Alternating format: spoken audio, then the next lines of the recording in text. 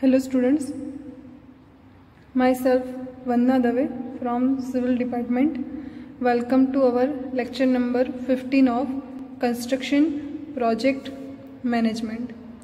So today we will discuss about your new unit is unit number 3 is Construction Planning, Scheduling and Time Management. So first of all we discuss about what is the planning. So planning क्या है? तो planning जो है वो हमने unit number 1 के अंदर देखा था. तो प्लानिंग क्या है? तो कोई भी कंस्ट्रक्शन अगर हमें करना है तो उसका जो वर्क प्लान है वो कैसे रेडी करेंगे, उसको कैसे सिलेक्शन कैसे करेंगे वर्क प्लान का, उसके अंदर जो भी इम्पोर्टेंट चीजें हैं उसका प्लानिंग कैसे करेंगे, तो वो आपका होगा प्लानिंग. इसके अंदर 3 चीजें आती है. जैसे कि अगर बोले तो व्हाट टू डू,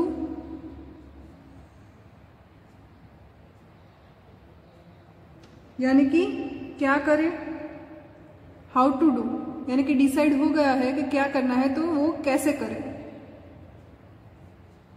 और व्हेन टू डू यानी कि कब से वो स्टार्ट करें. अगर आपके पास कोई प्रोजेक्ट है तो सबसे पहले वो प्रोजेक्ट में क्या करना है, वो प्रोजेक्ट कैसे हैंडल करना है और कब से वो प्रोजेक्ट को स्टार्ट करना है, वो पूरा जो हम करेंगे उसको हम बोलेंगे प्लानिंग. क्लियर? तो ये आपका हो गया प्लानिंग. और उसके बाद आपका सेकंड आता है शेड्यूलिंग. तो शेड्यूलिंग क्या है? तो शेड्यूलिंग क्या है यानी कि प्लानिंग हो गया है, उसके बाद उसको हम शेड्यूल कैसे करेंगे, उसको डिसाइड कैसे करेंगे कि सबसे पहले अगर हम कंस्ट्रक्शन की बात करें तो उसके अंदर हमें सबसे पहले अगर साइट सर्वे करना है तो वो कैसे करना है, उसका शेड्यूलिंग करेंगे. उसके बाद कौन सा टर्म आएगा तो वो सर्वे आएगा, तो वो कैसे करना है. क्लियर? साइट प्लानिंग का एक पोर्शन आएगा तो वो कैसे करना है, यानी कि जो शेड्यूल वाइज होता है जिसके अंदर हम टाइम अलॉट करते हैं,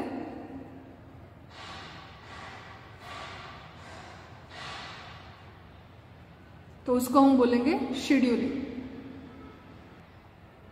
क्लियर? तो अभी हम सबसे पहले जो प्लानिंग है उसके जो स्टेजेस है वो हम देखेंगे.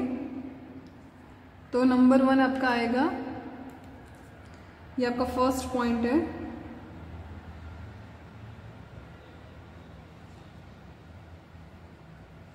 Stages of planning. यानी कि प्लानिंग करना है तो उसके लिए कौन कौन से स्टेजेस है. तो इसके अंदर 2 स्टेजेस है.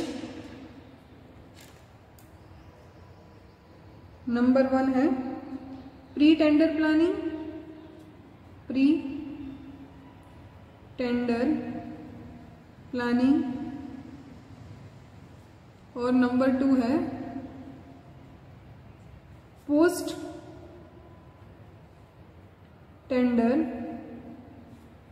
प्लानिंग. फर्स्ट वन है प्री टेंडर प्लानिंग और सेकंड वन है पोस्ट टेंडर प्लानिंग. तो सबसे पहले प्री टेंडर प्लानिंग में क्या होगा वो हम देखेंगे, उसके बाद पोस्ट टेंडर प्लानिंग के अंदर क्या होगा वो हम देखेंगे. तो सबसे पहले प्री टेंडर प्लानिंग किसको बोलेंगे? तो अगर कोई टेंडर, हमें पता है कि हमने जो टेंडर पब्लिश किया है तो वो कहाँ पे पब्लिश करेंगे, टेंडर नोटिस के अकॉर्डिंग वो पब्लिश होगा. वो न्यूज़पेपर में या फिर ऑनलाइन या फिर कोई एडवर्टाइजमेंट में या फिर मैगजीन में आ सकता है. क्लियर? तो हमने टेंडर पब्लिश कर दिया. उसके बाद कॉन्ट्रैक्टर है वो टेंडर फिल करता है, और फिल करने के बाद वो टेंडर को सबमिट करता है. तब तक का जो प्रोसेस है उसको हम बोलेंगे प्री टेंडर प्लानिंग. यानी कि टेंडर नोटिस से जो सबमिटिंग टेंडर, यानी कि जब टेंडर सबमिट करता है तब तक का जो भी प्लानिंग होता है उसको बोलेंगे प्री टेंडर प्लानिंग. और यहाँ पे कब तक का होगा कि टेंडर सबमिट हो गया, उसके बाद हमने कॉन्ट्रैक्टर को कॉन्ट्रैक्ट दे दिया और पूरा कंस्ट्रक्शन कंप्लीट हो गया, कंप्लीशन ऑफ कंस्ट्रक्शन,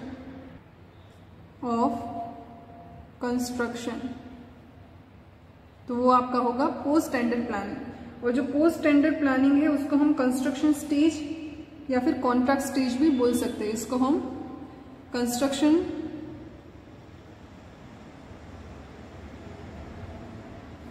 स्टेज और कॉन्ट्रैक्ट स्टेज भी बोल सकते हैं। क्लियर? तो ये आपका होगा पोस्ट टेंडर प्लानिंग। सो जो अभी आपका जो शेड्यूलिंग है पॉइंट, तो शेड्यूलिंग के अंदर आपका एक इम्पोर्टेंट क्वेश्चन है एडवांटेजेस ऑफ शेड्यूलिंग, जो आपके बहुत ही ज़्यादा टाइम आपके एग्जाम के अंदर, जीटीयू के एग्जाम के अंदर आ चुका है। तो वो हम देखेंगे, जिसके अंदर 6 to 7 एडवांटेजेस है शेड्यूलिंग के, क्योंकि शेड्यूलिंग आपको क्यों करना चाहिए।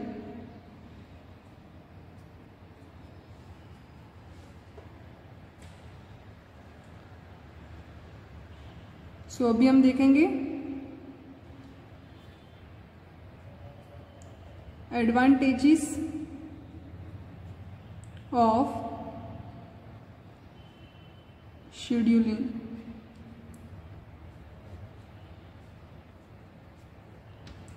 सो सबसे पहले कौन सा एडवांटेज है, तो नंबर 1 उसके अंदर देखेंगे हम कि अगर हमने कोई शेड्यूलिंग किया, प्लानिंग के बाद ही आपका शेड्यूलिंग होगा। क्लियर?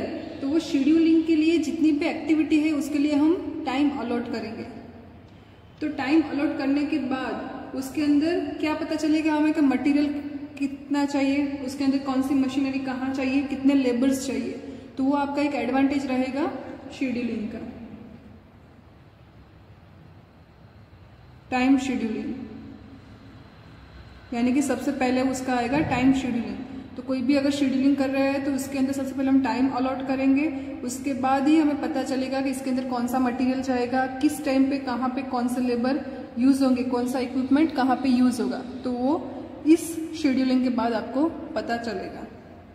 अभी नंबर 2 देखेंगे, तो रिसोर्सिस, यानी कि शेड्यूलिंग करने के बाद आपको पता चलेगा कि आपका रिसोर्सिस का यूज कैसे होगा। तो आपका सेकेंड पॉइंट आएगा रिसोर्सिस,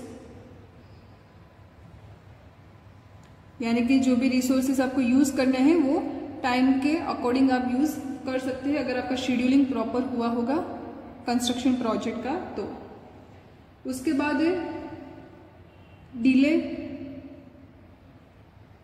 यानी कि अगर आपने कोई शेड्यूलिंग किया है तो आपकी जो भी एक्टिविटी है वो डिले हो रही है, तो आपको पता चलेगा कि उसके बाद जो भी एक्टिविटी है, अगर मैं आपको कोई एग्जांपल दूं, तो अगर आपने शेड्यूलिंग किया है तो सबसे पहले उसमें किया है सर्वे,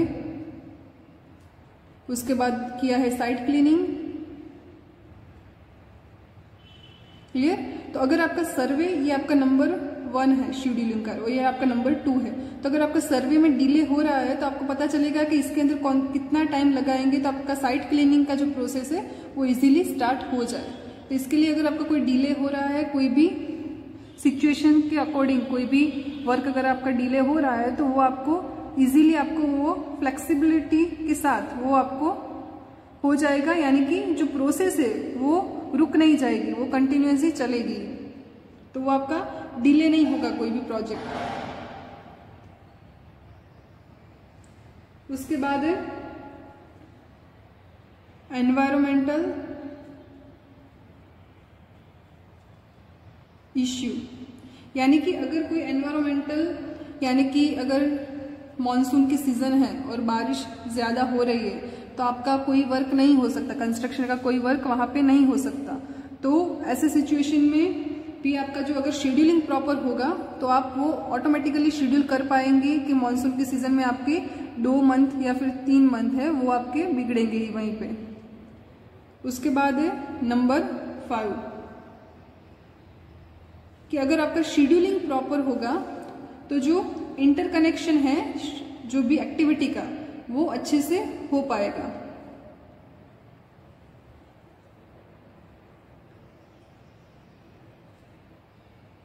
विथ एक्टिविटी, यानी कि अगर सर्वेइंग के बाद ही साइट क्लीनिंग है वो आपको पता होगा क्योंकि आपका शेड्यूलिंग प्रॉपर हुआ है।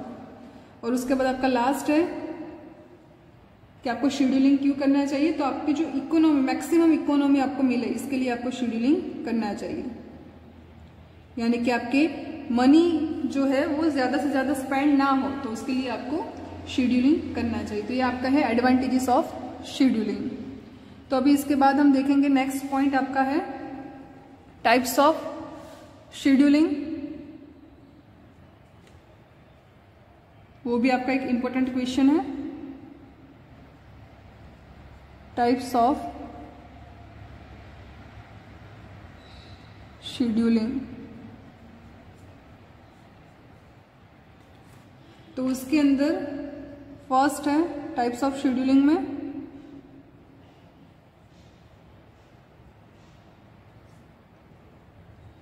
कंस्ट्रक्शन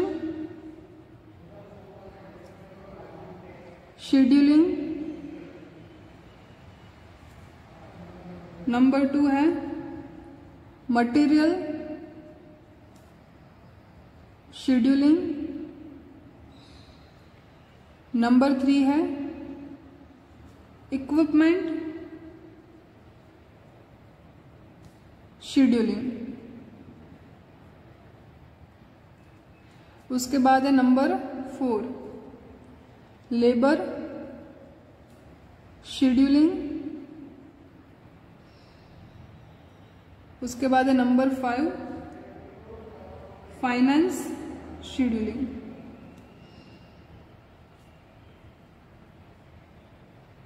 तो आपके टोटल 5 टाइप्स ऑफ शेड्यूलिंग है। बहुत ही ज्यादा इंपॉर्टेंट क्वेश्चन है आपके G2 के एग्जाम में 2 मार्क्स में इसको एनालिस्ट करने के लिए भी बोलते हैं कि टाइप्स ऑफ शेड्यूलिंग सिर्फ लिखो।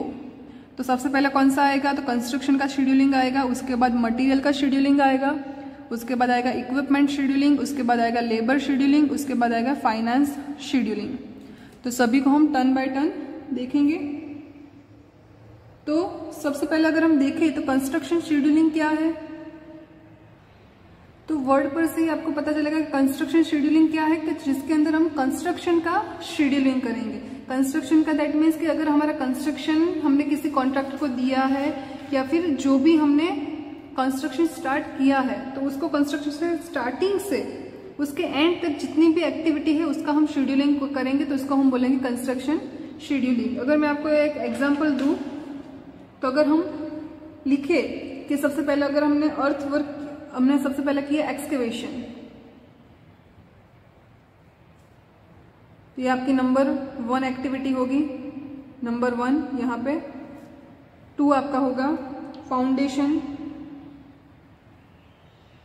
तो इसी तरह से आपकी 3, 4 अगर मैसनरी है, उसके बाद मैसनरी सुपर स्ट्रक्चर है, लिंटल है, वो सब कुछ आपकी सीक्वेंस में शेड्यूल किया होगा सभी कंस्ट्रक्शन के स्टेजेस को। उसके बाद क्या क्या होगा कि एक्सकेवेशन का एक्चुअल ग्राफ कितना है और वो एस्टिमेटेड प्रोग्रेस इसका कितना है, यानी कि हमने शेड्यूलिंग किया था, अगर हमने एक्सकेवेशन का शेड्यूलिंग किया था कि 2 वीक में आपके एक्सकेवेशन कंप्लीट हो जाने चाहिए, यानी कि हमने एस्टिमेट लगाया था कि 2 वीक के अंदर आपका जो भी एक्सकेवेशन है वो कंप्लीट हो जाएगा। लेकिन किसी भी सिचुएशन के अकॉर्डिंग अगर आपका 2 वीक में नहीं हो रहा, यानी कि आपका 3 वीक हो रहा है, तो आपका एक्चुअल कितना होगा, तो ये आपका एक्चुअल होगा और ये आपका एस्टिमेटेड होगा। क्लियर? तो इसी तरह से फाउंडेशन में भी आएगा। तो ये आपका जो शेड्यूलिंग किया है इसको हम बोलेंगे कंस्ट्रक्शन शेड्यूलिंग। उसके बाद नेक्स्ट है मटेरियल शेड्यूलिंग। तो मटेरियल शेड्यूलिंग कैसे होगा कि जिसके अंदर मटेरियल का शेड्यूलिंग किया हो, जैसे कि अगर सीमेंट बैग है,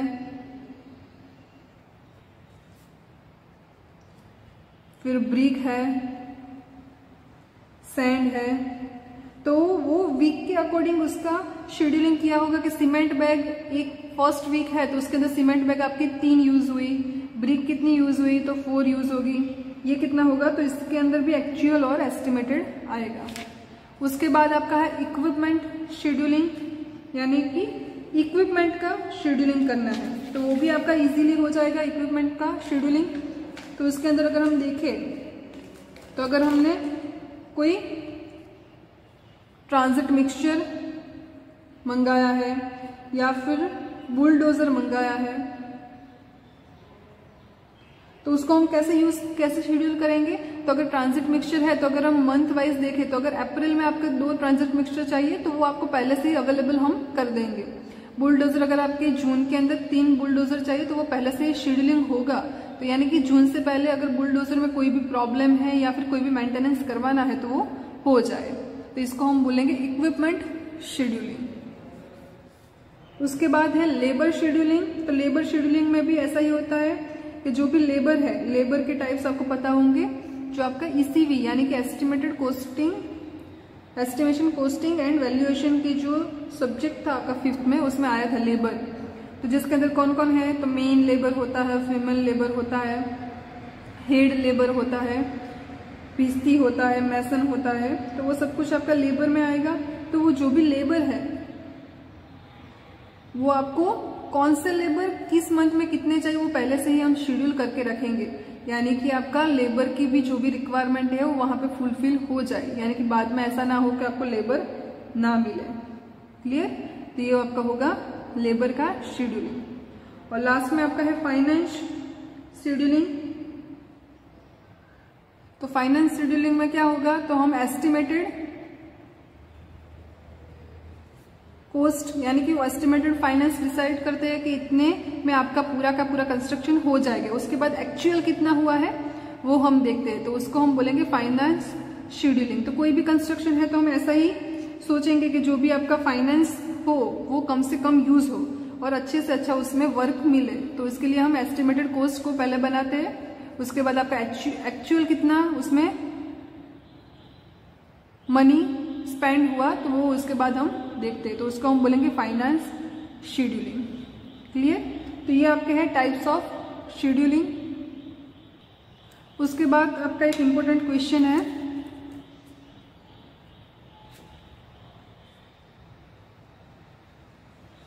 फैक्टर्स अफेक्टिंग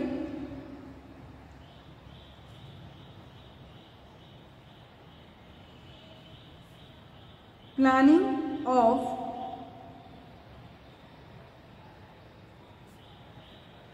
कंस्ट्रक्शन एक्टिविटी, यानी कि कौन कौन से फैक्टर्स अफेक्ट करेंगे जब आप प्लानिंग ऑफ कंस्ट्रक्शन एक्टिविटी कर रहे हैं। तो उसके अंदर आपके 5 पॉइंट्स हैं। जो आपका 4M पहले भी आ गया है वहीं आपके फैक्टर्स आएंगे, यहाँ पे फिर से डिस्क्राइब किया है इसको, लेकिन इसके अंदर एक ऐड होगा टाइम। तो नंबर 1 है इसके अंदर टाइम, इसको हम लिखेंगे T। नंबर 2 है मैन पावर, तो इसको हम लिखेंगे M1। नंबर 3 है मशीनरी, तो इसको हम लिखेंगे M2। उसके बाद है मटेरियल्स, तो उसको हम लिखेंगे M3। उसके बाद है मनी, तो उसको हम लिखेंगे M4, यानी कि आपका 4M हो गया यहाँ पे 4M, जिसके अंदर सबसे पहले आएगा मेन पावर, उसके बाद आएगा मशीनरी, उसके बाद आएगा मटेरियल और उसके बाद आपका आएगा मनी, और 4M plus T that means के टाइम। क्लियर? तो अभी हम टर्न बाय टर्न देखेंगे सभी को।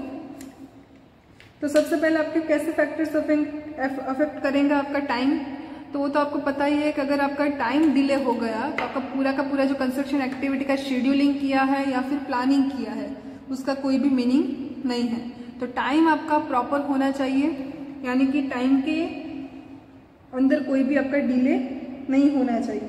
क्लियर? तो टाइम आपका अफेक्ट करेगा ही करेगा कंस्ट्रक्शन एक्टिविटी को, क्योंकि अगर आपने कोई भी प्लानिंग किया है लेकिन एज पर टाइम टेबल आपका नहीं हो रहा तो वो आपका कंस्ट्रक्शन प्रोजेक्ट डिले होगा ही होगा। उसके बाद है आपका मैन पावर यानी कि M1। तो आपका कोई भी कंस्ट्रक्शन एक्टिविटी है उसका आपने प्लानिंग किया, शेड्यूलिंग किया, सब कुछ किया, लेकिन उसके अंदर मैन पावर यानी कि लेबर्स, सुपरवाइजर, इंजीनियर्स यानी कि मैन ह्यूमन बींग्स ही नहीं होंगे उसके अंदर अच्छे, तो वो आपका पूरा प्लानिंग फेल है। यानी कि अच्छे मेन पावर उसके अंदर होने चाहिए जिससे आपका जल्दी से जल्दी विद इन टाइम लिमिट आपका पूरा कंस्ट्रक्शन कंप्लीट हो जाए।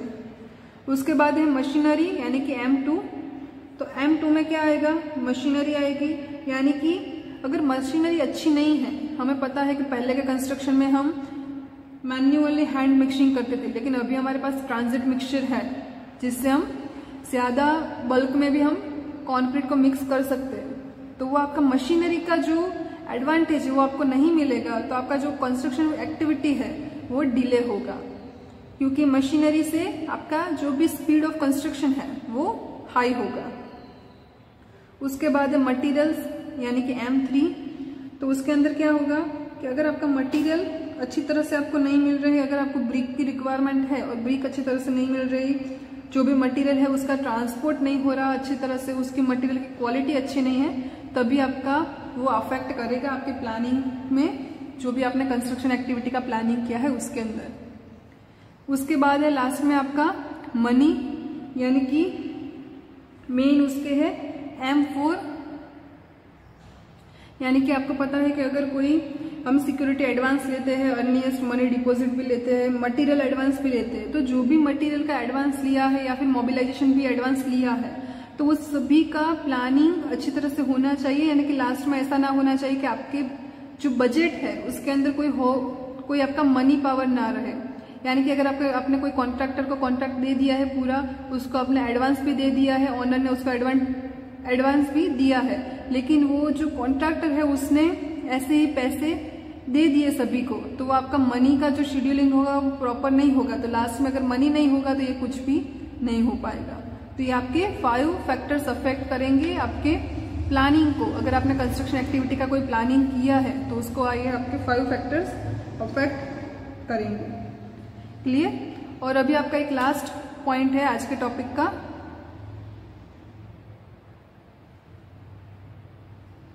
वो है मेथड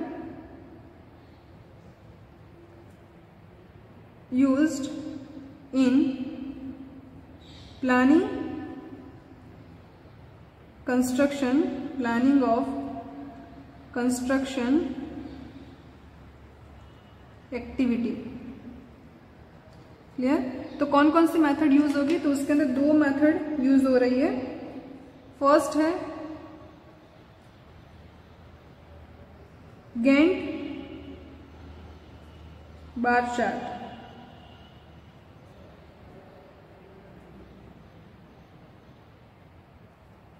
और सेकंड वन है नेटवर्क टेक्निक।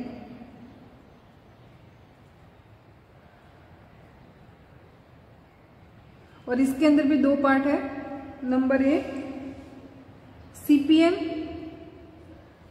यानी कि क्रिटिकल पाथ मेथड,